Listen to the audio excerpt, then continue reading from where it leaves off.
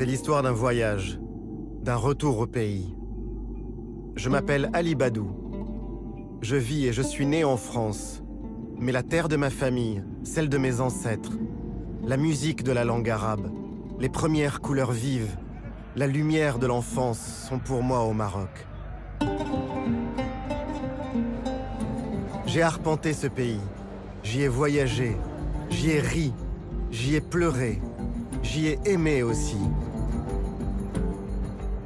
Et je sais au fond que le Maroc est toujours une surprise, un mystère. Comme pour tant d'autres voyageurs avant moi, le Maroc se dérobe à mes yeux. Il se cache derrière des images, celles des paysages majestueux.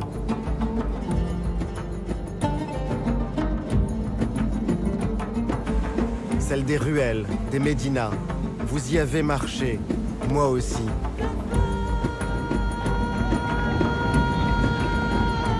Le Maroc se montre comme un royaume de tradition.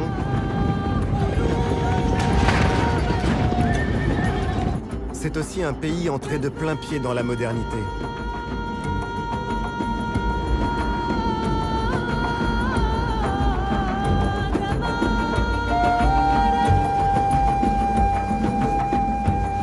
Certains, les yeux perdus à l'horizon, le voient comme un pays de marins, battus par les vents.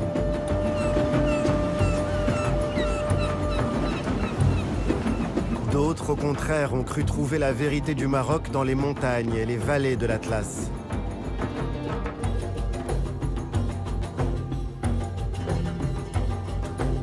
Pour les anciens géographes, le Maroc est le pays du soleil couchant, à l'extrémité du monde arabe. Les cartes le placent tout au bord de l'Europe. Et c'est aussi une porte ouverte sur les profondeurs du continent africain. Et si ce pays était à la croisée de tous ces chemins? Où bat le cœur invisible du Maroc? Voici l'histoire de cette quête. Voici l'histoire d'un voyage avec Yann Arthus Bertrand. Avec lui, avec moi, partez à la découverte du Maroc. Le Maroc, vu du ciel.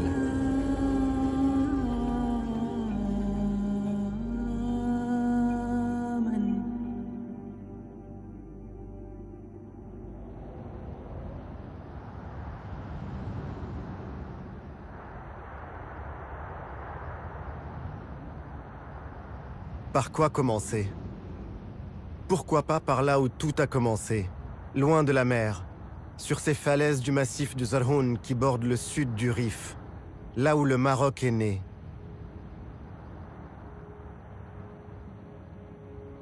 Dans cette petite ville qu'on dirait comme accrochée à des pitons rocheux, tout témoigne des origines de l'État marocain.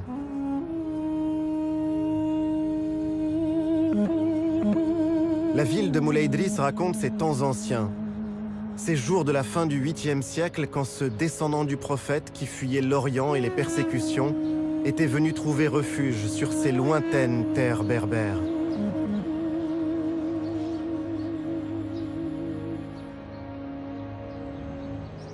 Aujourd'hui encore, Moulay Idriss est un lieu de pèlerinage.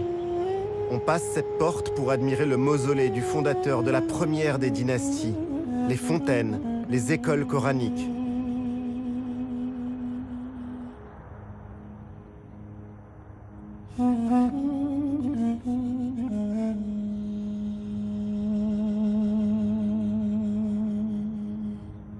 Certains y vont, la foi chevillée au corps, pour chercher la baraka et les faveurs d'un saint descendant du prophète.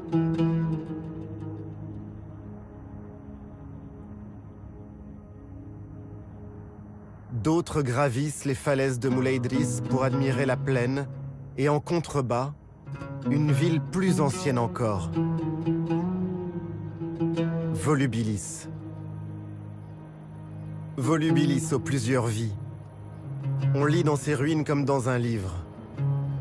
Dans cette cité prospère de l'Empire romain ont vécu berbères, juifs, chrétiens puis musulmans. On devine encore la splendeur des riches demeures, ces sols ornés de mosaïques. Chacune d'elles raconte une histoire. Les 12 travaux d'Hercule, ce héros un peu marocain. Hercule, demi-dieu de la mythologie qui vint ici, sur ces terres, pour vaincre le géant Atlas, et qui sépara pour toujours l'Afrique de l'Europe. Hercule qui a tout changé.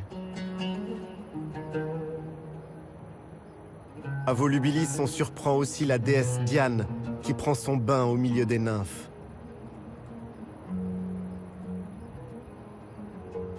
Ces ruines disent encore les croyances qui se superposent. Des dieux de la mythologie aux vestiges d'une basilique chrétienne.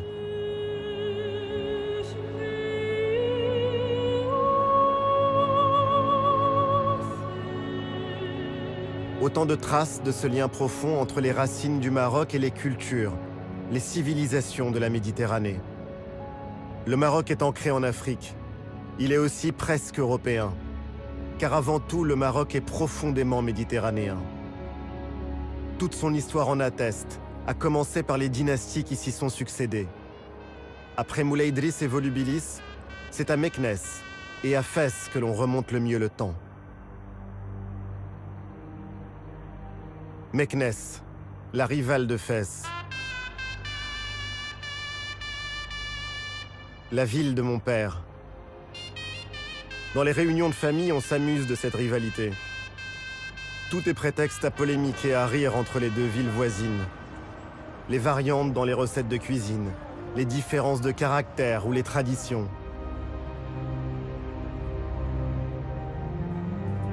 Meknès, cité impériale. L'ancienne capitale d'un royaume qui s'étendait de la Méditerranée aux rives du fleuve Sénégal.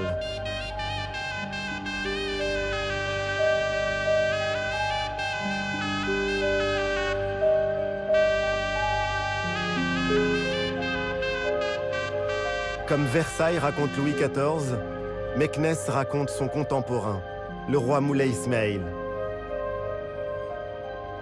Il y a une forme de nostalgie à se promener dans Meknès, à imaginer la vie d'antan dans les palais, le faste de la cour, les bassins et les canaux qui alimentaient les jardins, les bains et les hammams. Imaginez aussi ces écuries aujourd'hui en ruine qui pouvaient accueillir jusqu'à 10 000 chevaux.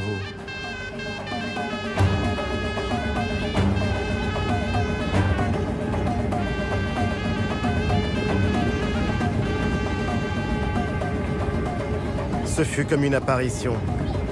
J'ai vu une charge de cavalerie filant vers un ennemi imaginaire. Une fantasia. Les groupes de cavaliers portent toujours les noms des anciennes ethnies. Les Zmour, les Aer, les Rhamna.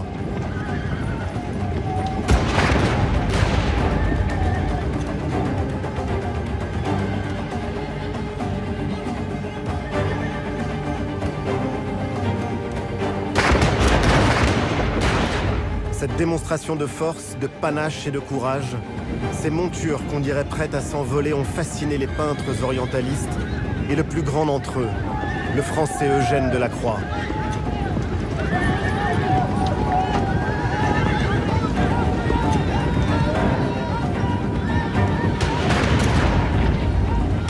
La fantasia n'est pas la guerre, mais un jeu, qu'on appelle aussi le jeu de la poudre.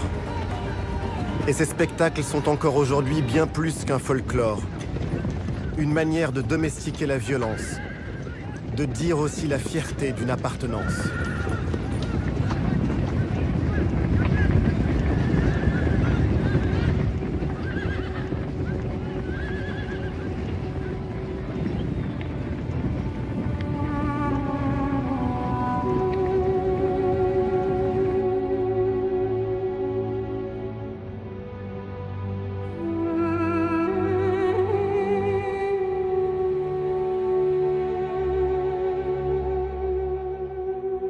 Un autre pan de mon histoire et de ma géographie. Une autre cité impériale. Fès, la ville de ma mère.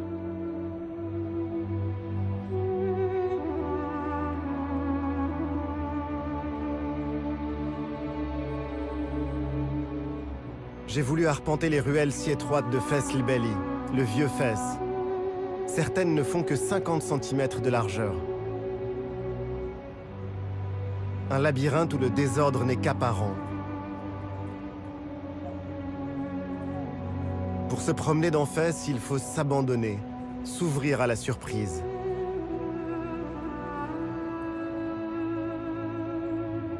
Et au cœur de la ville, la mosquée Qarawiyyin, qui abrite l'une des premières universités au monde. Sous ses toits vert émeraude se loge un chef-d'œuvre d'architecture et d'ornement. 20 000 fidèles peuvent s'y réunir. La Qarawiyyin, l'un des principaux centres intellectuels et spirituels de l'islam. L'université a été fondée au IXe siècle par une femme, Fatima al-Fihriya, dont on dit qu'elle y a investi toute sa fortune.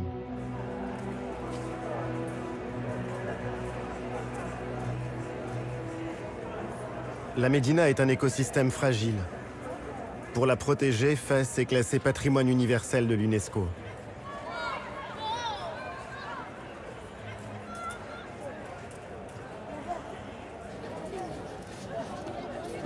Depuis quelques années, la vieille ville de Fès renaît. Ses monuments, ses maisons sont restaurés. Les habitants ont retrouvé la fierté d'y vivre. La Médina a été sauvée. Ses traditions aussi. Comme le travail de ces tanneurs au milieu de cuves parfois centenaires. Un travail dur, épuisant. Les odeurs sont si puissantes que les tanneries sont à l'écart des quartiers résidentiels. Les colorants chimiques sont apparus, mais ils n'ont pas remplacé les pigments naturels extraits des plantes ou de la terre du Maroc. Ces tanneurs gardent la mémoire de ce qu'il y a de plus beau dans l'artisanat marocain.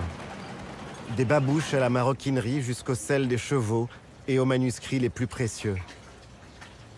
Ces savoir-faire perpétuent un patrimoine toujours vivant aujourd'hui.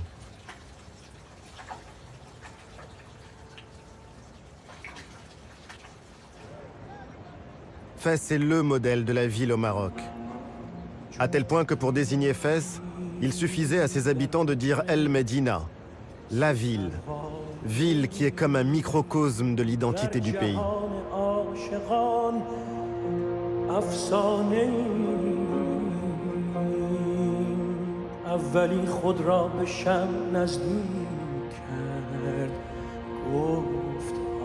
Où est l'identité du Maroc finalement ? Sans doute aussi dans cette terre que l'on cultive. Elle se voit dans ces champs de céréales qui sont l'un des trésors de la Méditerranée que le Maroc a reçu en héritage.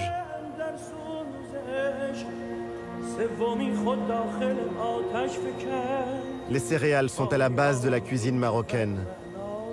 On extrait le cœur de la graine, la farine fleur pour la pastilla. On travaille le blé dur pour le couscous. Chaque région a son pain.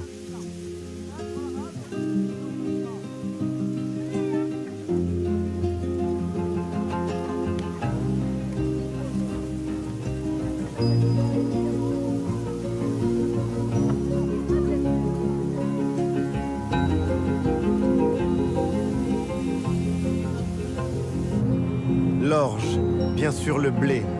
Le blé dur et le blé tendre sont des denrées fondamentales, indispensables pour la sécurité alimentaire, et malheureusement si sensibles aux variations climatiques. Bon an, mal an, on continue d'en importer pour couvrir les besoins des Marocains.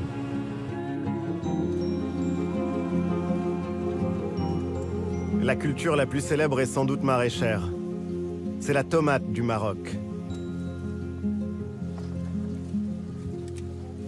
Ce qui pousse ici est pour l'essentiel destiné au marché intérieur. On y trouve des pois, des lentilles, des fèves. Ces légumineuses qui ont été la nourriture de base des hommes dans toute cette région du monde.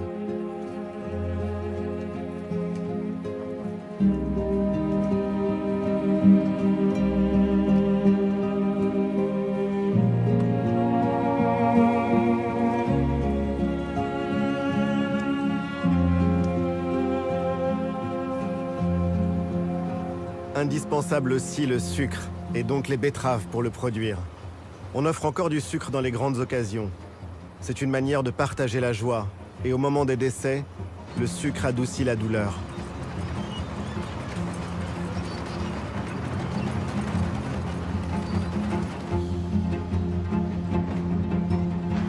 Un Un dicton annonce que l'eau a bouilli mais que le sucre est introuvable. Impensable d'imaginer le thé à la menthe sans sucre. Mais cette phrase cache aussi une vraie philosophie. On peut penser tout avoir, mais vient à manquer l'essentiel, et alors on n'a plus rien.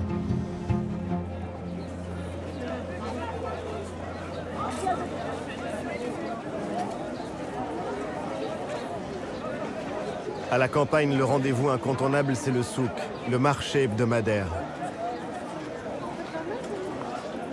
Même à l'heure du téléphone portable et d'Internet, le souk est en lui-même un vrai réseau social. On y vient bien sûr prendre des nouvelles des proches. On y parle de la pluie qu'on attend, qu'on espère. La pluie, absolument déterminante dans un pays toujours exposé à la sécheresse. C'est elle qui remplit ou qui vide les étals dans les marchés. C'est elle qui décide de la pénurie ou de la prospérité.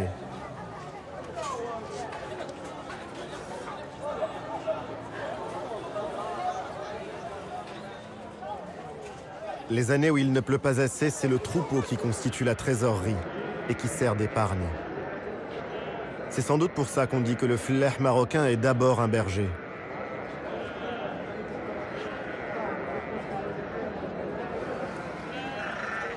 Longtemps, servir à ses invités de marque une autre viande que l'agneau était une offense. Bien sûr, les choses ont changé, mais le méchoui reste incontournable pour les cérémonies et pour les fêtes.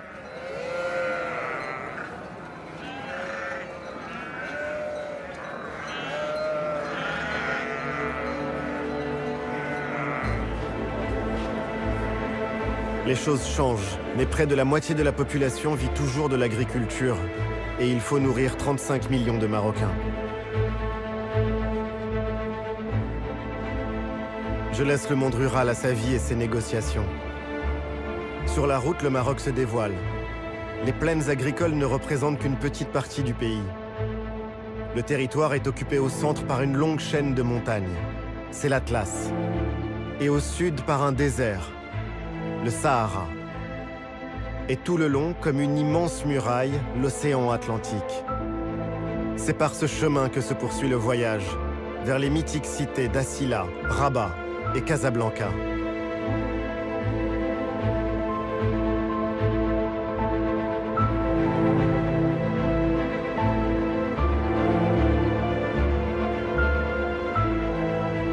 L'océan Atlantique à perte de vue plein sud. Des plages de sable fin, des lagunes, des villes occupées dès l'époque romaine, comme autant de traces laissées par les bâtisseurs marocains, espagnols, portugais, français.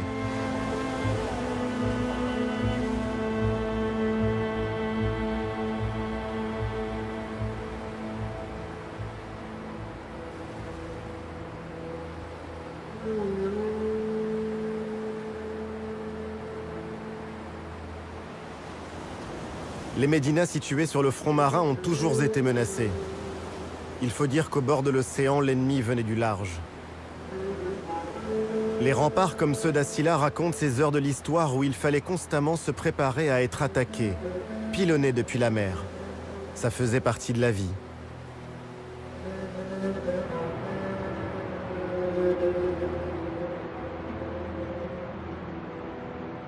Assila est devenue la ville des peintres, qui chaque année, au moment de son festival, prennent les murs de la Médina pour toile et la transforment en œuvre d'art éphémère.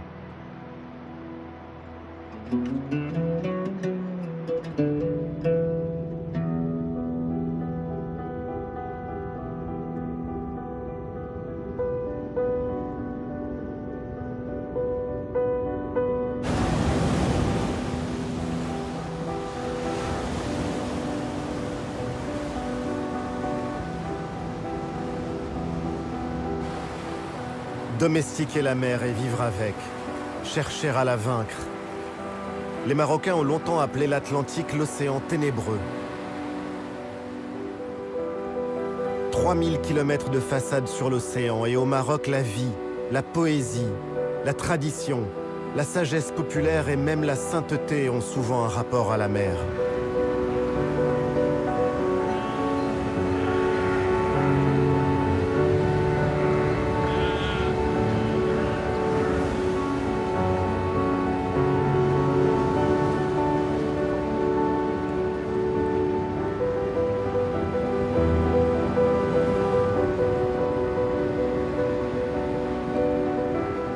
Au XVe et XVIe siècle, l'Inquisition condamnait les Marocains qui cherchaient à apprendre et maîtriser les techniques de navigation, ce qui leur était formellement interdit. Ce savoir était réservé aux seuls chrétiens.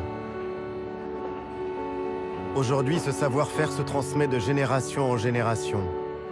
Le travail du bois, l'architecture des coques sur lesquelles on peindra des dessins, des inscriptions pour protéger le navire du mauvais œil et du mauvais sort.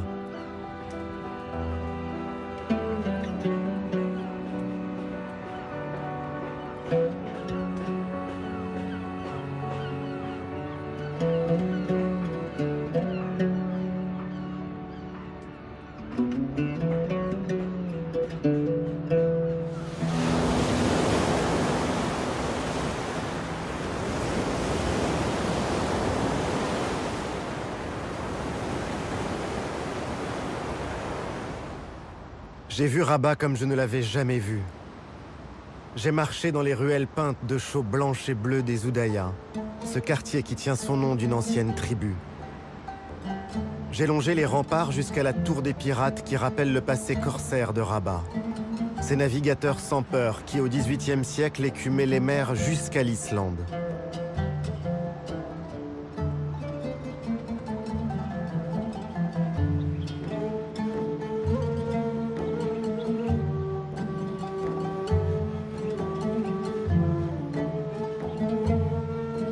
J'ai trouvé refuge dans le jardin andalou, comme si le temps y était suspendu.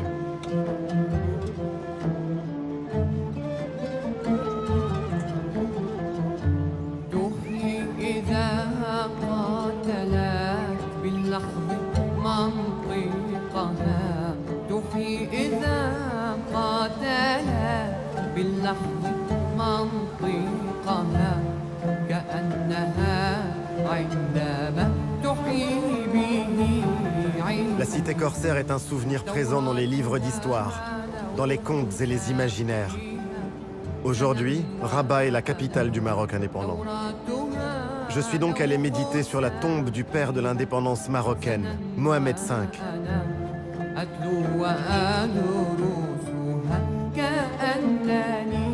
Ce mausolée de marbre blanc qui les abrite, lui et ses fils, surplombe le fleuve Bourgreg.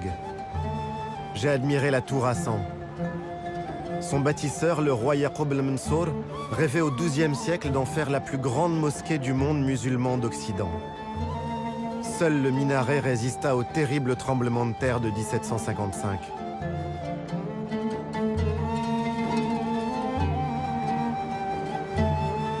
La grande histoire. Et puis mon histoire. Je suis allé prier sur les tombes des miens au grand cimetière des Chouhada, le cimetière des martyrs qui borde l'océan.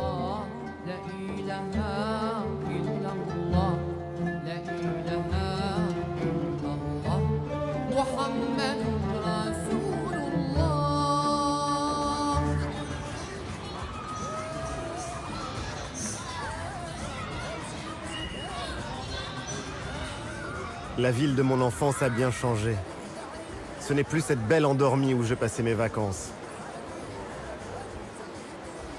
La ville s'est modernisée. Le tramway la parcourt et la relie à sa sœur jumelle, Salé. Plus loin, le pont Mohamed VI, le pont à haubans le plus long d'Afrique. Il ouvre Rabat sur le reste du pays. Ce pont évoque surtout un pays en plein changement. On franchit une nouvelle étape. Loin des images d'Épinal, celle d'un pays figé dans ses traditions. Le royaume est en plein développement.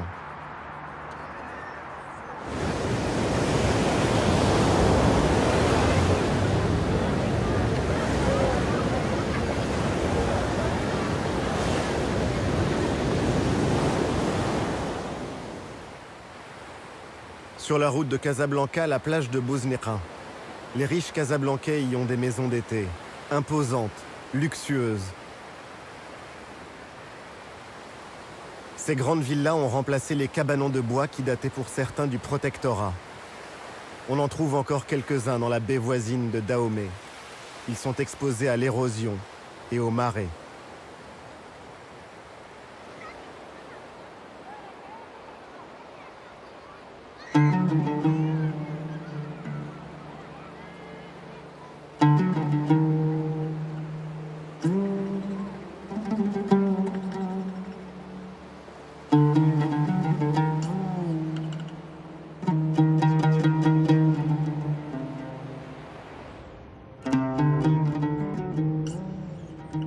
Le Maroc est un immense chantier à ciel ouvert.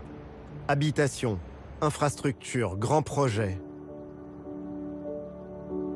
Le sable est l'ingrédient principal du béton. Alors il faut du sable.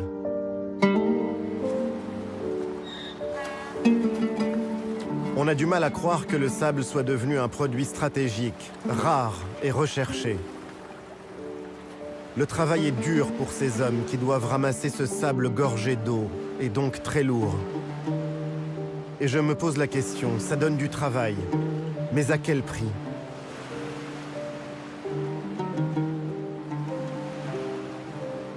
La demande est forte, son cours est élevé.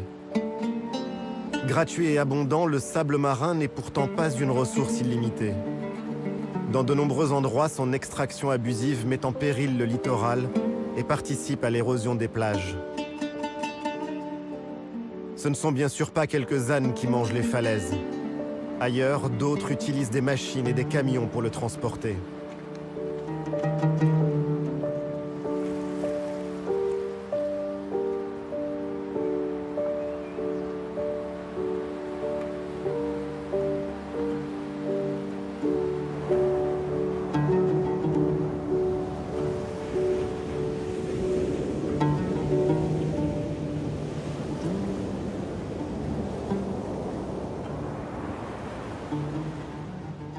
Et puis j'ai vu la vie moderne, à Casablanca, une ville qui est le laboratoire du Maroc à venir. Les nouveaux modes de vie, les nouveaux métiers, les nouvelles relations sociales, tout ça s'invente ici, dans cette métropole qui n'arrête pas de changer.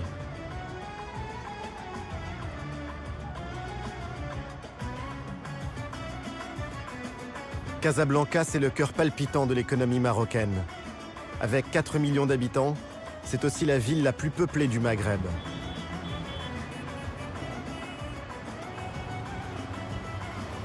Casablanca est une métropole éclatante de vie, où cohabitent la richesse et la pauvreté.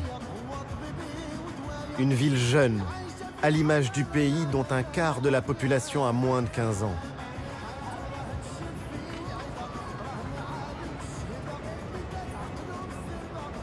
Cachée derrière ses remparts, la ville ancienne côtoie la ville coloniale. Cette ville a été pensée, conçue, dessinée pour être la capitale économique du Maroc il y a maintenant 100 ans. Elle est aujourd'hui à l'étroit dans ses murs.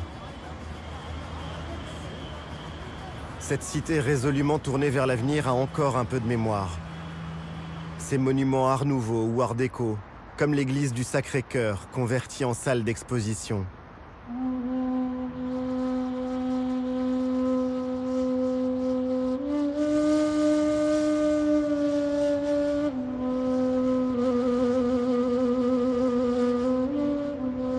Mais les regards se portent désormais vers l'océan.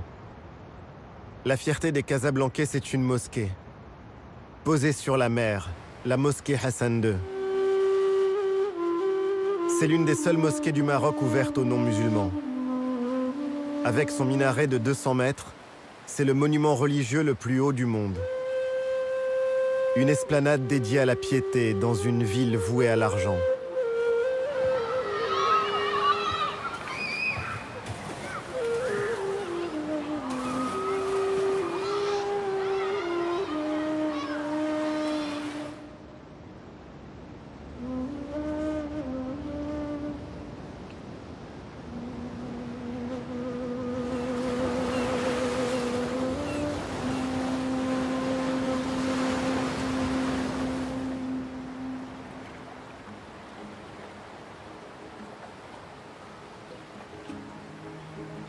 Les pêcheurs, ce peuple de la mer qui est aussi le peuple de la nuit et du petit matin. Ces hommes vivent au rythme des saisons et des migrations des bancs de poissons.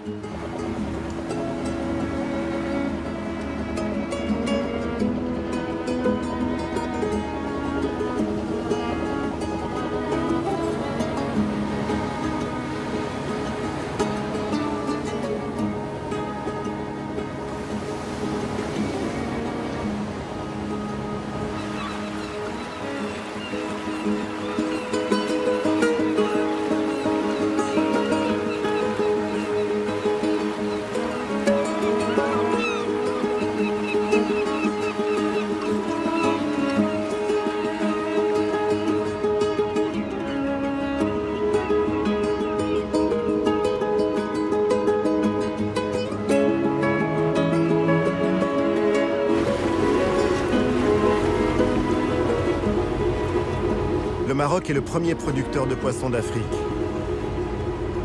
La pêche est aujourd'hui l'une des principales ressources du pays. Elle emploie plus de 300 000 personnes. Elle est à l'image du Maroc, diversifiée, à la fois artisanale mais aussi industrielle. Pajot, dorade, sard, sardines, merlus, poulpes. La plupart des poissons pêchés se retrouveront dans les marchés et les assiettes d'Europe jusqu'à l'Asie du Sud-Est et au Japon.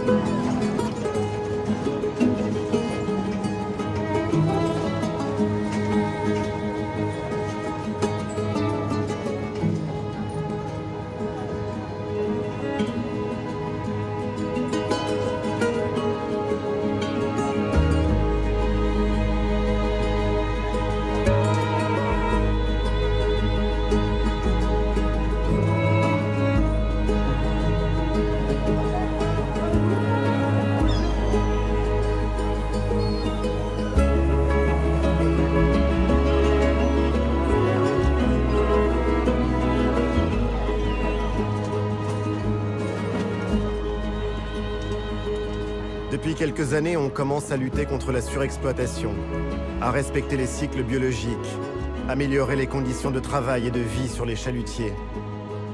Mais la concurrence est rude. Le monde entier vient pêcher au large du Maroc.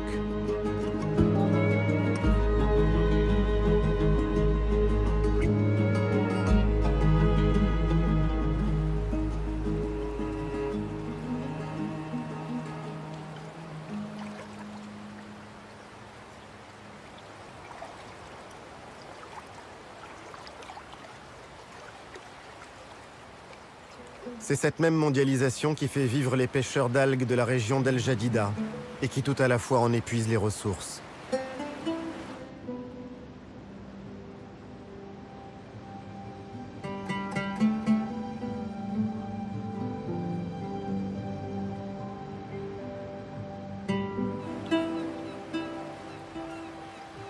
Combien de temps encore verrons-nous ces scènes? Les algues rouges ne sont pas une richesse dont on peut profiter sans limite. Ramassées, séchées au soleil, ces algues sont utilisées dans l'industrie pharmaceutique ou cosmétique. Transformées par la chimie, elles serviront à fabriquer l'agar-agar, ce gélifiant végétal utilisé par les groupes agroalimentaires. La demande est forte. Seule une infime partie de cette manne reviendra à ces femmes, à ces hommes qui récoltent les algues quelques mois par an.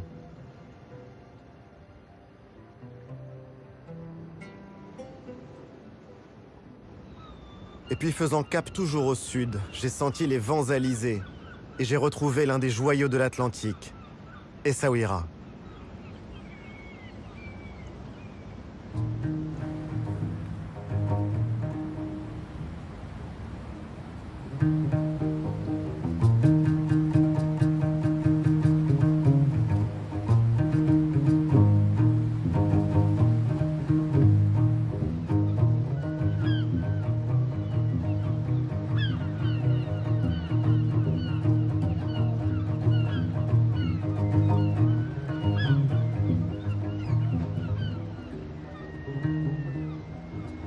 Essaouira, cette ville entre deux mondes qui vit au rythme de la musique gnawa. Cette fusion enivrante et unique des cultures, des sons, des rythmes des deux rives du Sahara.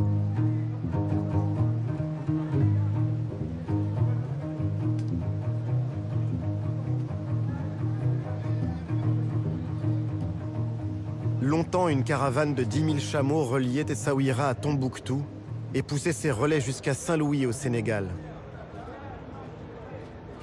J'ai déambulé dans le Mellah, ce quartier qui garde encore le souvenir de la culture juive, si importante au Maroc.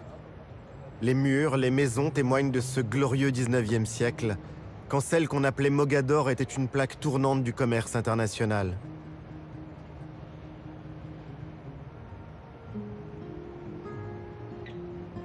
L'or, les tissus, les plumes d'autruche pour les parures des grandes dames d'Europe, les esclaves aussi. Les hommes comme les marchandises passaient par ces rues et peut-être même par ces portes pour se retrouver aux États-Unis, en Italie, à Amsterdam ou encore à Londres. À l'époque, les Juifs étaient les protégés du sultan, et les marchands du monde entier y étaient représentés.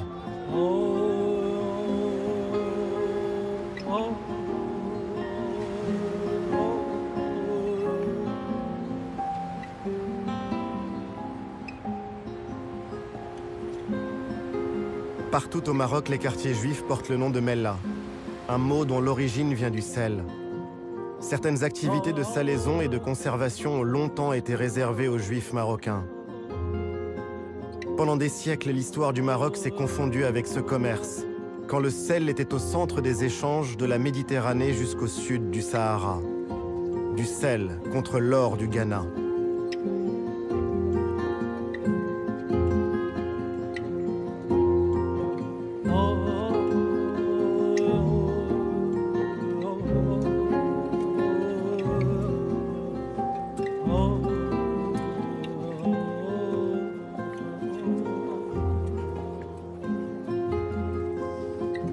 J'ai voulu voir le rude travail des sauniers, ces hommes qui travaillent pieds nus pour ne pas abîmer les digues des marais.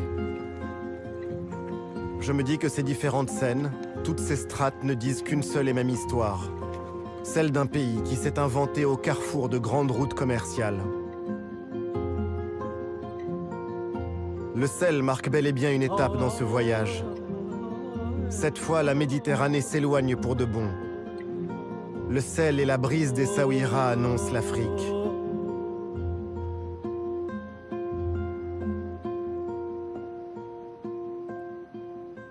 D'ailleurs, en 2000 km de côte, le paysage a profondément changé. On sent frémir le vent du sud.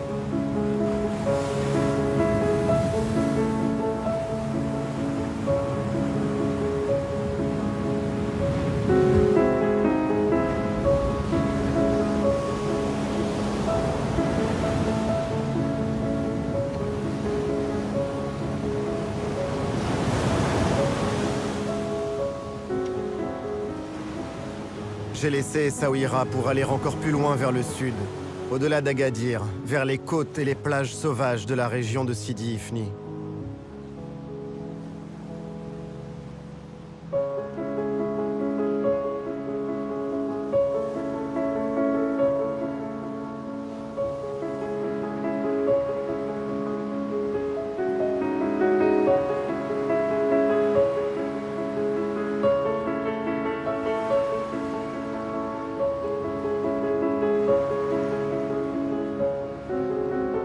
Contempler encore une fois les arches de l'Exila. L'arche que l'on voit n'existe déjà plus, emportée par l'érosion. Le monument naturel s'est écroulé.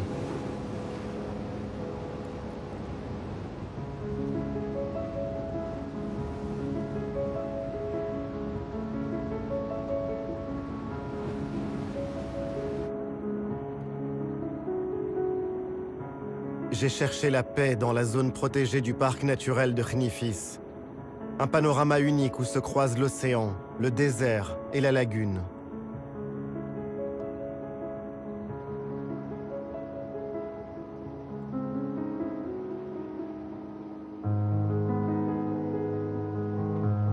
Des milliers d'hectares sauvages et un refuge pour la faune. C'est la voie de passage des oiseaux migrateurs qui longent le rivage atlantique. Cette route les mène jusqu'en Afrique du Sud. Ce littoral fut aussi un repère pour les hommes. Khnifis était une étape sur la route de l'aéropostale. Mermoz, Saint-Exupéry suivaient la côte pour ne pas se perdre. C'était alors leur seule chance de franchir le désert.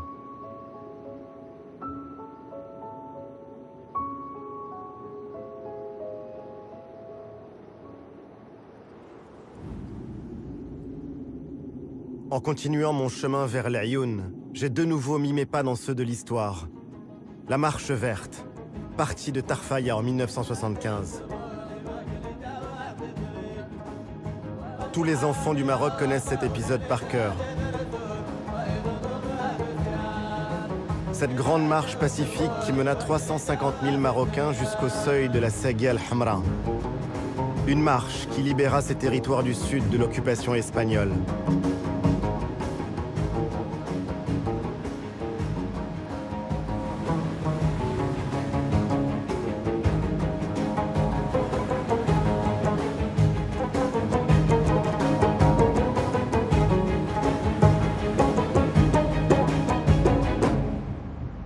L'Ayoun a connu ces dernières décennies un développement fulgurant. L'ancien petit campement de l'époque coloniale est devenu le principal centre urbain des provinces du Sud. La population y a plus que doublé en 40 ans. Autour de la grande place du Méchoir, la ville s'est agrandie avec ses infrastructures, ses banques, ses administrations et ses entreprises.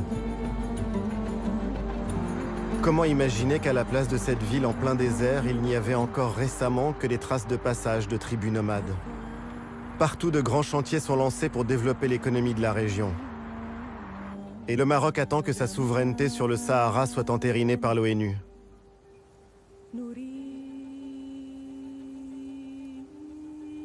Parmi les bouleversements les plus spectaculaires survenus depuis une dizaine d'années, les paysages ont changé, transformés par l'agriculture. Des serres de tomates dessinent une nouvelle géométrie des terres agricoles des régions d'Agadir ou de Dakhla. Avec les agrumes, les oranges et les clémentines, ce sont les moteurs de l'agriculture moderne au Maroc. On les vendra une fois l'automne ou l'hiver venu en Europe, au Canada ou en Russie. Cette agriculture aux techniques ultramodernes fait surgir des tomates en plein cœur du désert. Cultiver ces terres désertiques est exigeant. La plupart des exploitations de cette région sont des cultures hors sol. Le soleil est là toute l'année, mais l'eau douce est beaucoup plus rare. Alors on dessale l'eau de mer et on pompe dans une nappe profonde jusqu'à 600 mètres sous terre. C'est une eau fossile qui plonge au plus profond de l'histoire géologique du Sahara. Une eau qui ne se renouvelle pas.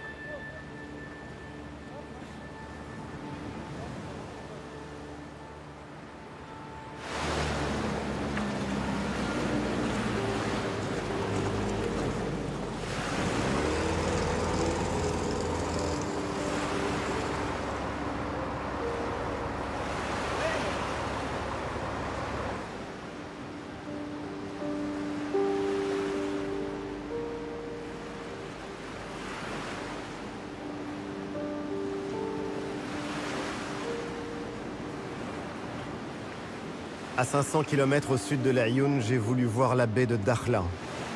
Et encore un autre visage du Maroc qui bouge. Qui aurait pu imaginer il y a encore 20 ans qu'on y assisterait à ces scènes futuristes? Que le vent et la lagune feraient de Dakhla l'un des spots de kitesurf les plus courus au monde. Le terrain de jeu idéal pour les sportifs et les passionnés de cette discipline. Mais Dakhla, ce n'est pas seulement ça. L'écrivain Leila Slimani évoque ce lieu unique comme la baie de tous les possibles. La fusion du désert et de l'eau, quand la terre pénètre l'océan. Leila Slimani qui nous dit qu'aimer Dakhla, c'est d'abord et avant tout avoir le souci de la sauvegarder.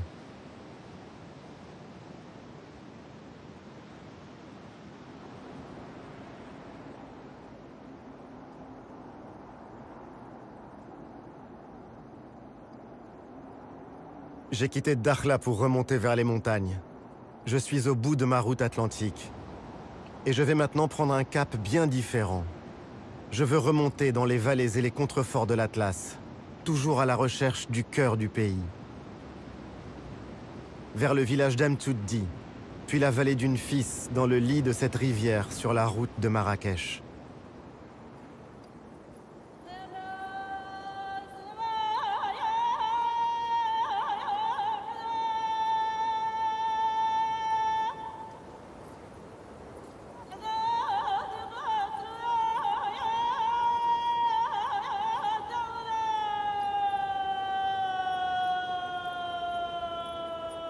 Amtuddi est niché au pied des falaises abruptes de l'anti-Atlas. Près de 300 familles vivent encore ici, au creux de cette vallée. Le contraste est fort. À peine quelques centaines de kilomètres nous séparent des grandes villes de la côte.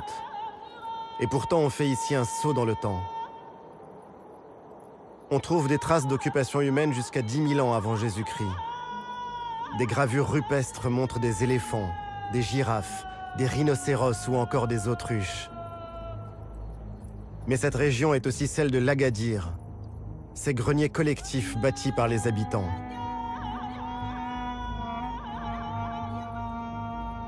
Et j'ai vu celui d'Id Aïssa, accroché sur un piton rocheux à 30 minutes de marche du village. Un grenier qui date du XIIe siècle et où l'on cachait les réserves, les grains, les noix, les olives et tout ce qui était précieux pour les protéger des razzias. Ces attaques, ces pillages qui pouvaient survenir à tout moment et qui existaient encore au début du XXe siècle.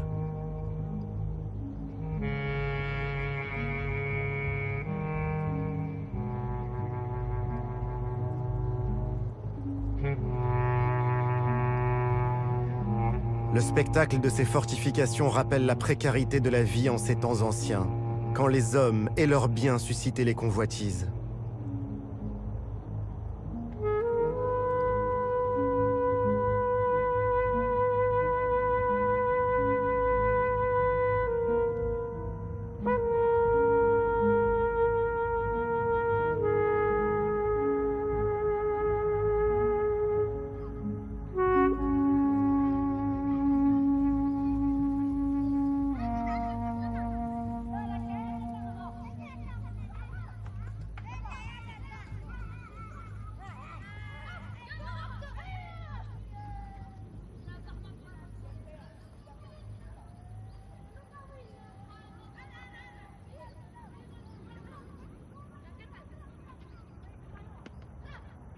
En remontant vers Marrakech, j'ai suivi le lit d'une Fis.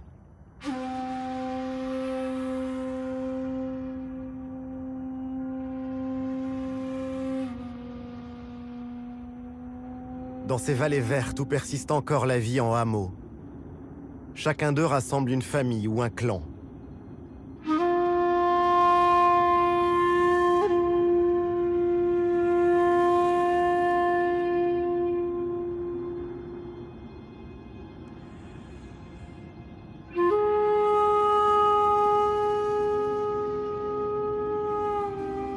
Rien ici n'est fait au hasard, comme dans ce village de Tsougl Khair.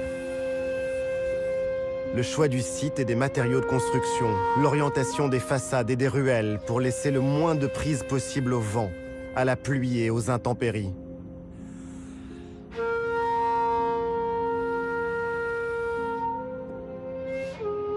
Dans le langage d'aujourd'hui, on dirait que ce sont des modèles d'architecture bioclimatique.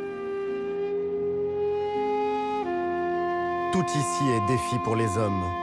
Il faut du génie et un travail harassant pour vaincre les pentes des montagnes, organiser la vie en commun.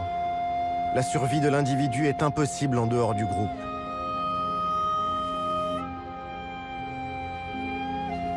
Le visiteur peut avoir l'impression que ces villages, ces hameaux sont repliés sur eux-mêmes. Pourtant, tous sont reliés par des pactes d'alliance. On s'entraide, on communique.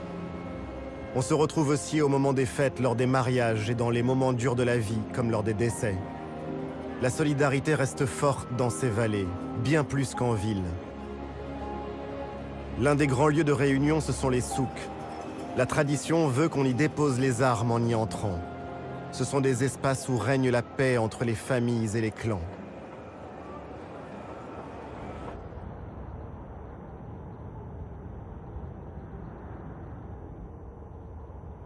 Toute cette vie dans les vallées et les montagnes n'existerait pas sans eau. L'eau est si précieuse qu'on a appris ici que gouverner, c'est pleuvoir.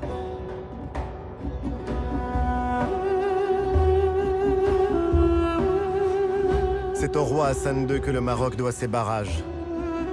Un choix stratégique engagé il y a 40 ans, à une époque où l'on ne se souciait pas autant de la gestion des ressources en eau.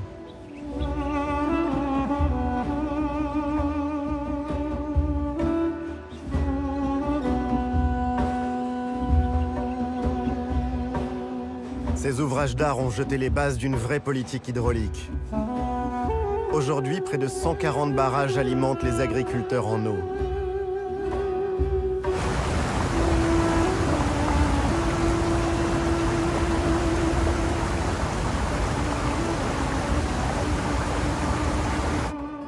De ce souci de l'eau est né un art, un savoir-faire qui a donné naissance à de remarquables bassins. Certains sont vieux de plus de 700 ans. Le bassin de la Ménara est alimenté par un système hydraulique. Il achemine l'eau depuis les montagnes, à 30 km environ de la ville de Marrakech. Ce bassin permet l'irrigation de l'oliveraie qui l'entoure. La Ménara. On ne compte plus les légendes qui sont nées de ce lieu. On raconte que le roi Moulay Ismaïl y aurait noyé nombre de ses conquêtes après les avoir séduites. D'autres disent que sous le bassin se trouve le trésor que le sultan Abou Bakr ibn Omar aurait rapporté d'Orient. Reste un lieu à part, loin de la folie du centre de Marrakech. Une promenade pour les amoureux.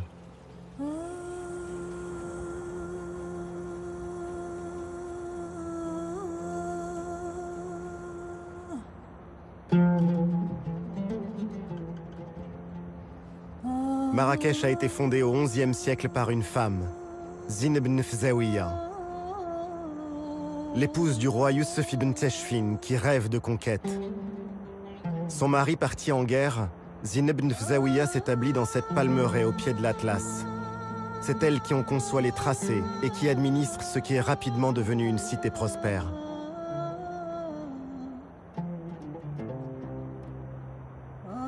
Derrière ces remparts robustes, Marrakech, la ville impériale, est devenue l'une des capitales du tourisme mondial. Mais même au cœur des lieux les plus visités, l'âme de la ville est restée vivante.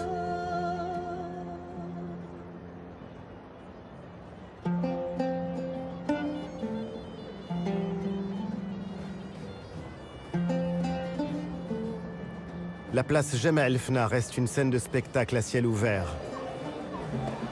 Un lieu où s'entend encore le génie des conteurs, les rires, les prophéties des voyantes, où les discours sacrés côtoient les paroles profanes.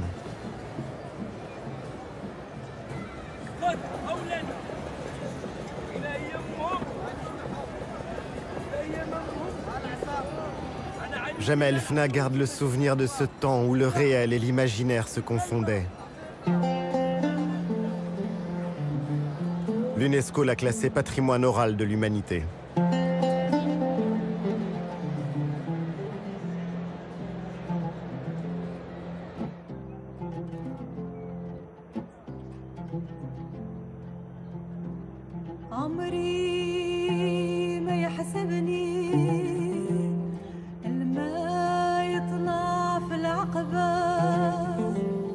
Cette âme de Marrakech, on la retrouve encore en flânant dans les jardins Majorelle, du nom de ce peintre français tombé amoureux du Maroc. Passionné de botanique, il a créé un jardin qui est une œuvre d'art vivante en plein cœur de la ville. Il a aussi créé le bleu qui porte depuis son nom.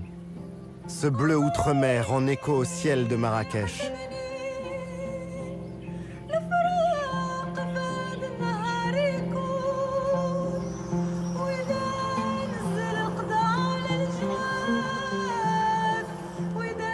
Le bleu et le rouge, celui de la ville et de son monument le plus haut, le minaret de la Koutoubia dont chacune des façades est différente de l'autre.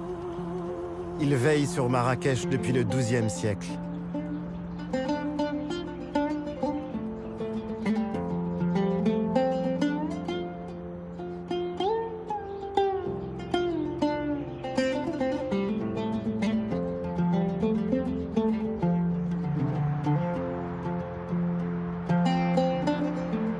faut dire que la ville s'est considérablement agrandie, et notamment pour accueillir les touristes.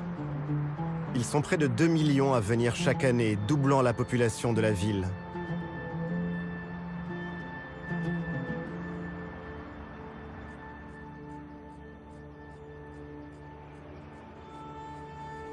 Beaucoup font le voyage et viennent à Marrakech pour jouer au golf. C'est une chance pour l'économie en même temps qu'un pari écologique délicat, car cette ville aux portes du désert est mise au défi de l'eau.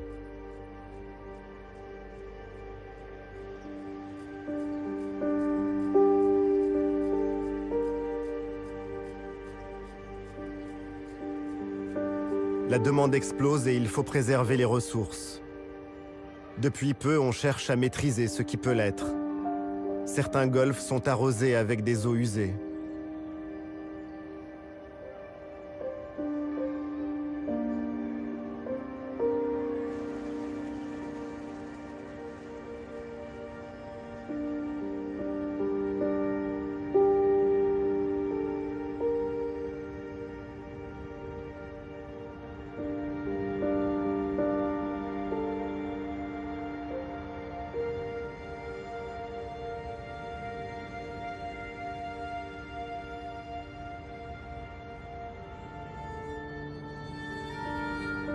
De Marrakech à Tellouet et vers Ouarzazate, on franchit les vallées et les cols du Haut Atlas. Une montagne jeune, un massif long de 800 km et de 100 km de large par endroits.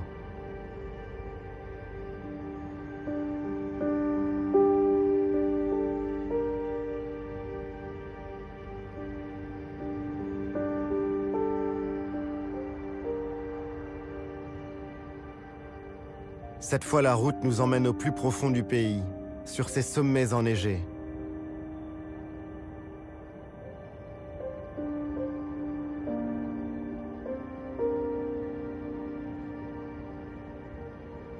L'Atlas est une muraille, une clé de voûte, un château d'eau et pour d'autres plus poètes, c'est le cœur invisible du Maroc.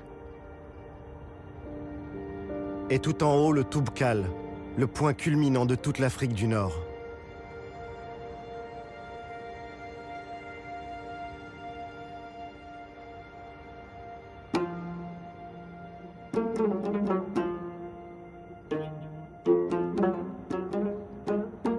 L'histoire de l'Atlas, c'est aussi celle d'un refuge. Dans cette région, l'hospitalité a toujours été reine. On est ici dans l'un des creusets de la culture et de l'identité berbère. Aujourd'hui, les langues et les traditions de ces terres sont reconnues et enseignées.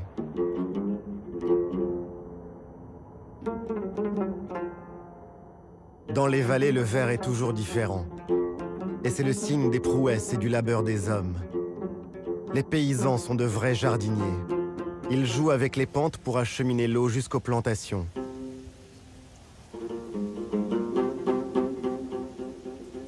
Depuis l'âge de bronze, on cultive la rose en Méditerranée. La célèbre fleur s'épanouit dans ces espaces semi-arides. La récolte se fait au lever du jour, quand les fleurs sont encore humides. Cueillies délicatement par les femmes, les fleurs seront vendues au kilo et distillées le jour même.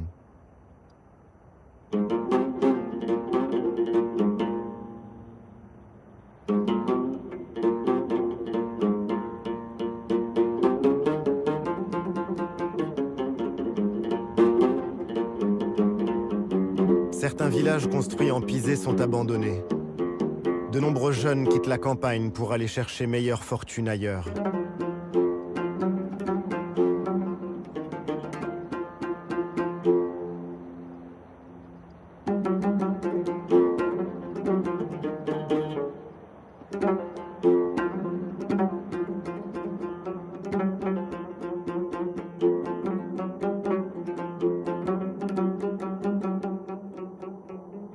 Sur la route de Ouarzazate, une fois franchi le col du Tizi Tishka, Tellouet. Pendant des siècles, ce fut le passage obligé du commerce entre Marrakech et le sud de l'Afrique. Le fief du Glaoui, l'ancien pacha de Marrakech. Thamil Glaoui passait au service des Français et qui paya cher sa trahison. Si le roi Mohamed V lui a pardonné, la Casbah est laissée à l'abandon depuis l'indépendance.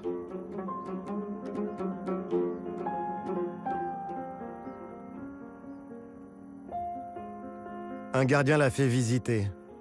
Il raconte dans ce décor de marbre et de zélige dorée qui s'effrite Churchill, Hemingway et les autres visiteurs prestigieux qui ont séjourné ici.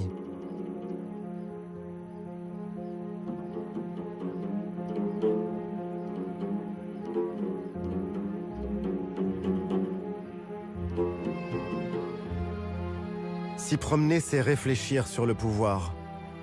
Les grands caïds du 19e siècle voulaient vivre comme des sultans. Mais leur pouvoir était friable, à l'image de leur Casbah.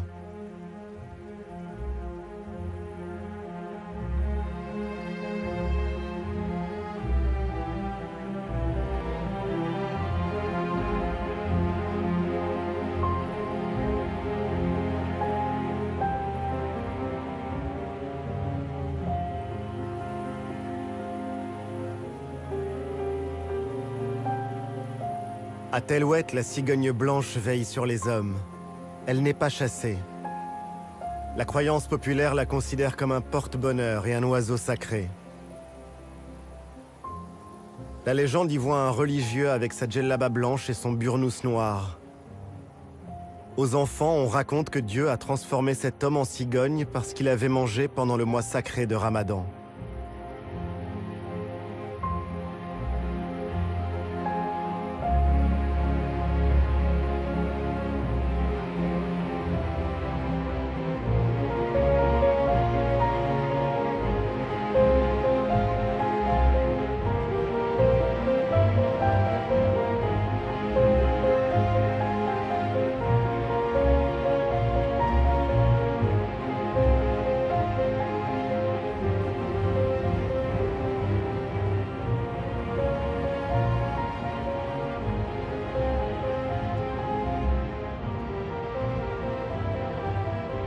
En descendant vers Ouarzazate, sur une colline rose, Eitz Ben Hiddou et ses Casbahs.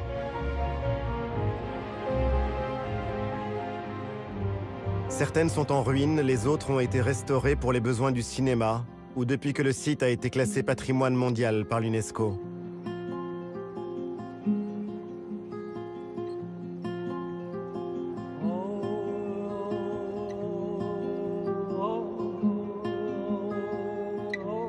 Ces terres sont aussi celles de la civilisation du palmier. Le long des vallées du Ziz, du Dadès ou du Dra, c'est l'arbre roi.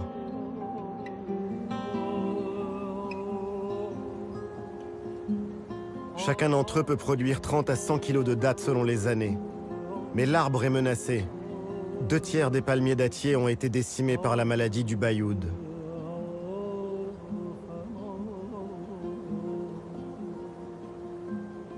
Aujourd'hui, on encourage la plantation de palmiers plus résistants pour aider les villageois. On fait aussi en sorte que la culture et les équilibres sociaux de ces vallées ne disparaissent pas. Pour y arriver, il faut à tout prix développer l'éducation.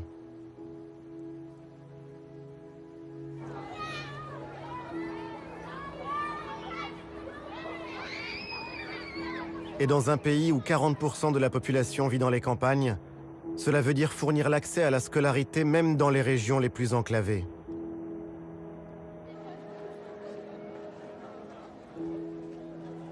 Les filles représentent près d'un écolier sur 2 dans le primaire, mais elles sont beaucoup trop rares à poursuivre leur scolarité dans le secondaire.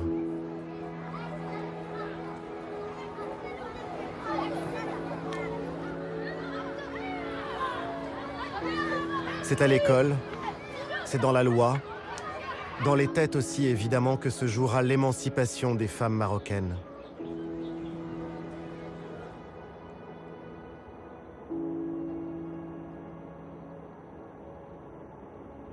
Dans la région de Tarfaya, un dicton populaire disait qu'on n'y trouvait que du vent, c'est-à-dire rien.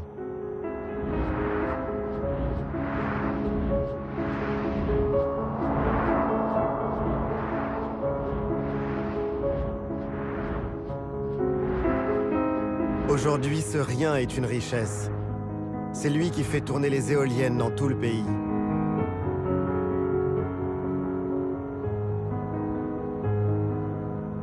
l'économie verte semble avoir profondément pris racine au Maroc.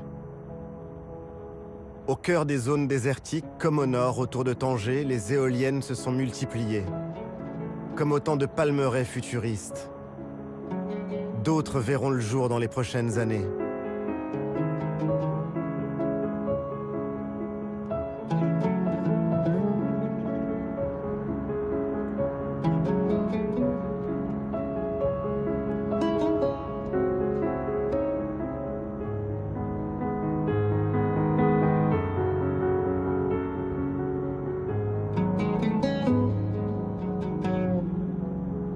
Mais l'image la plus spectaculaire de cette transition énergétique, c'est celle de la centrale solaire Noor, près de Ouarzazate.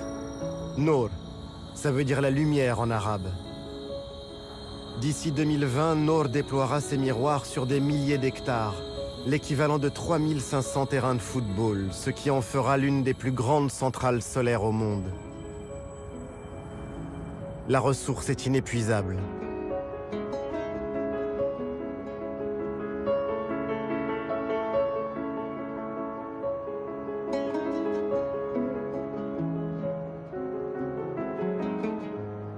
Se tourner vers le soleil, transformer sa lumière en électricité. C'est ce qui permettra au Maroc de sortir de sa dépendance au pétrole d'ici 2030. Plus de la moitié de l'énergie produite dans le pays sera verte.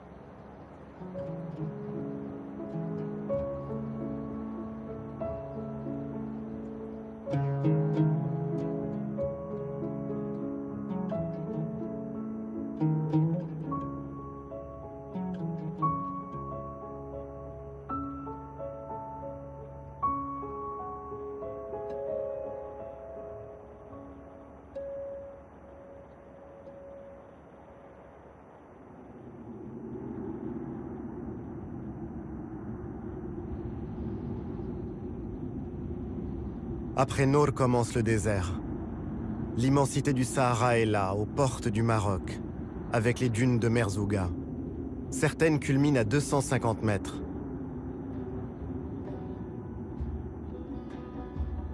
Quelque part à l'est, il y a l'Algérie.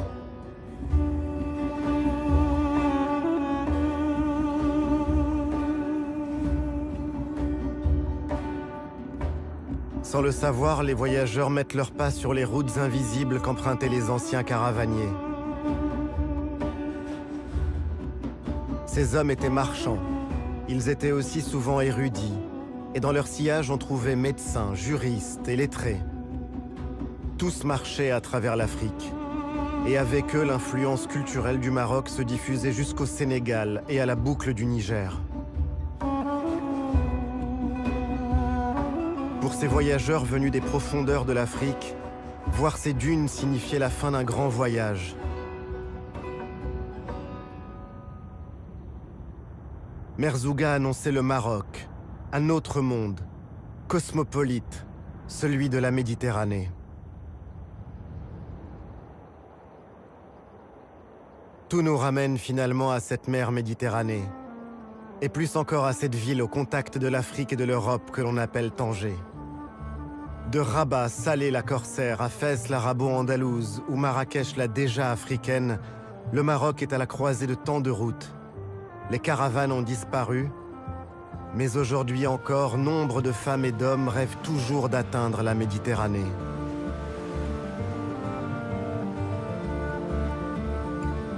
Cette Méditerranée dont les vagues dessinent et sculptent la côte.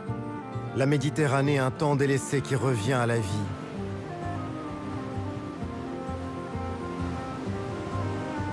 Romains, Phéniciens, Arabes, combien de peuples et d'empires ont contemplé ces falaises? Depuis quelques années, ce sont les Marocains qui se réapproprient leur rivage méditerranéen.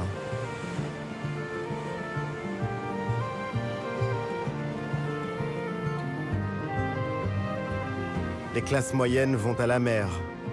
Chaque été, ce sont aussi les travailleurs immigrés qui reviennent d'Europe pour les vacances avec leurs familles.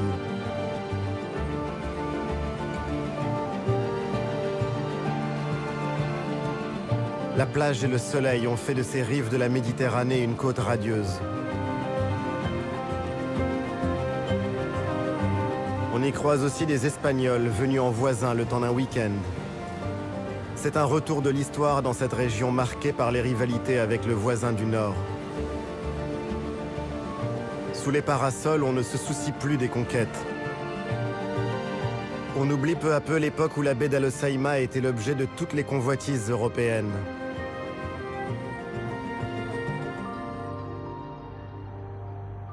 Dans l'arrière-pays, ces histoires croisées entre les deux rives ont donné naissance à une ville bleue, Chefchaouen, une cité construite par les musulmans et les juifs chassés d'Espagne au XVe siècle par la Reconquista. Tout un symbole.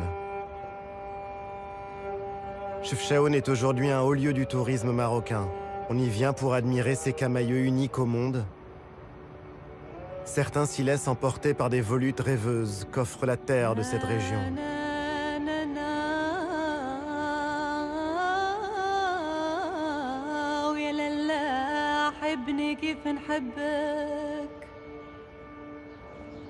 La légende dit que la ville a été peinte en bleu par les Juifs. La couleur devait évoquer le ciel de la Méditerranée et le paradis. D'autres, plus prosaïques, avancent que la chaux blanche et bleue dont sont peintes les maisons est le meilleur des anti-moustiques.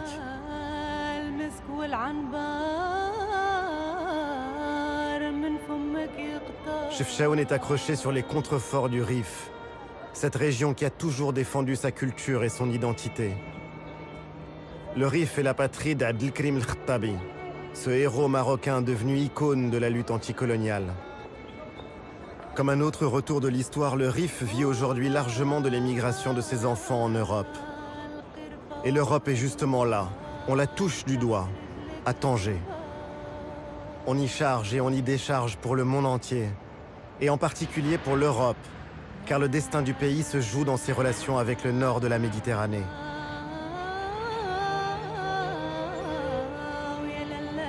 Chaque année, plus d'1,5 million de passagers changent de continent sur ces quais de Tanger. Dans les années 1920, Tanger avait le statut de ville internationale. On y croisait des aventuriers ou des espions. La Belle n'a pas perdu son âme. Elle attire toujours des voyageurs, des écrivains, des peintres venus d'ailleurs. Elle reste cette ville de brassage et de rencontres. Pour les candidats à l'exil venus de toute l'Afrique, Tanger est toujours un rêve. Un rêve d'Europe. Combien sont-ils à attendre de pouvoir traverser le détroit au risque de leur vie, à se retrouver pour prier dans ces églises longtemps restées désertes? Tanger est une ville-monde, un peu à l'image du Maroc finalement. Un pays à la croisée de tous les chemins, de toutes les cultures et des religions.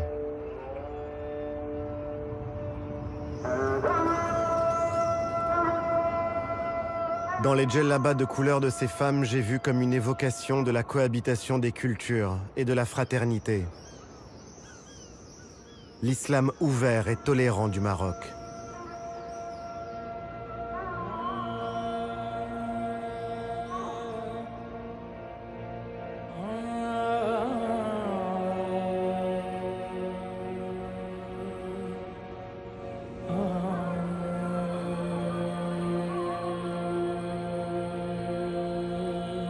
Sur cette esplanade de la Piété, celle de la mosquée Hassan II à Casablanca.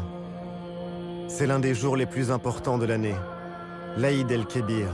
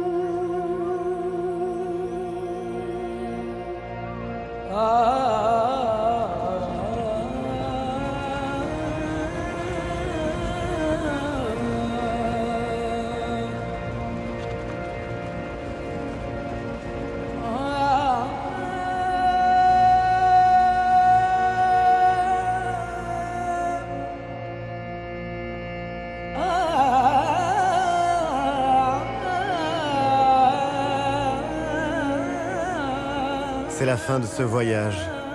J'ai retrouvé les miens. J'ai redécouvert mon pays. J'ai retrouvé le sens des anciennes traditions et j'ai vu se dessiner l'avenir. Ces différents Marocs que l'histoire a tissés, cousus ensemble pour ne faire plus qu'un. Être ensemble, vivre ensemble dans la diversité.